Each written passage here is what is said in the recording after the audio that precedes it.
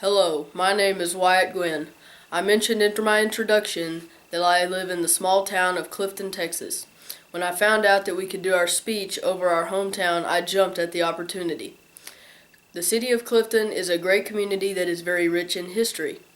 It is also a very popular location for people to come to raise a family in a traditional atmosphere, and people come to live in their retirement years.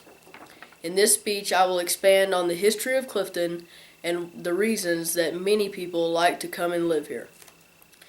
The city of Clifton first began settlement in the year 1852. It was first known as Clifftown, but was later renamed to Clifton, which is still used today. At the beginning, the settlement was located on both sides of the Bosque River, just north of the Bosque River Whipple Truss Bridge of present-day Clifton. The first known settlers of the area were Francis Marion Kell and Samuel Locker.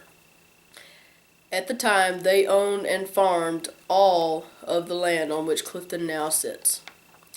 Bosque was formally organized in the year 1854.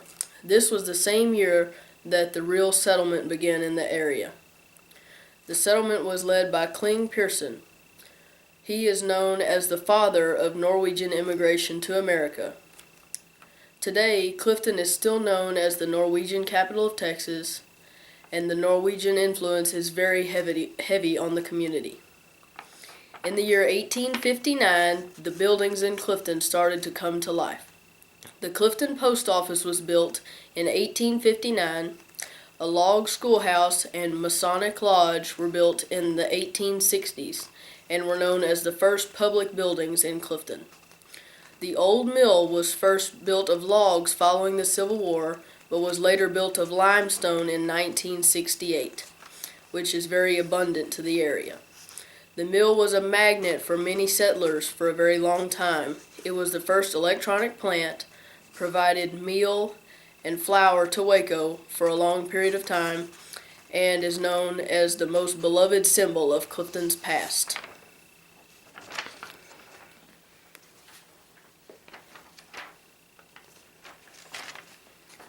In 1968, the Lutheran College was formed. It stood on College Hill for 57 years until it was closed in 1954. Today, the old Clifton College, as many people call it, is known as the Bosque Arts Center. It is a very popular place for people to gather and participate in many public activities all year long.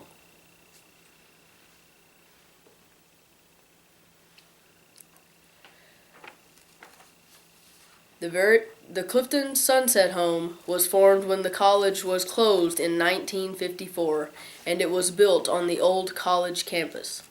It was fairly recently renovated in 2008 and has been added to many different times over the years.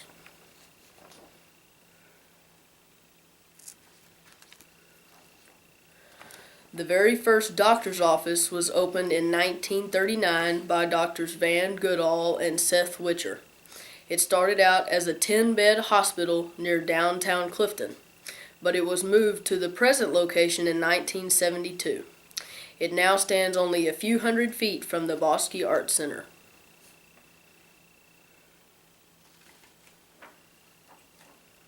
In recent years, the city of Clifton has been growing constantly.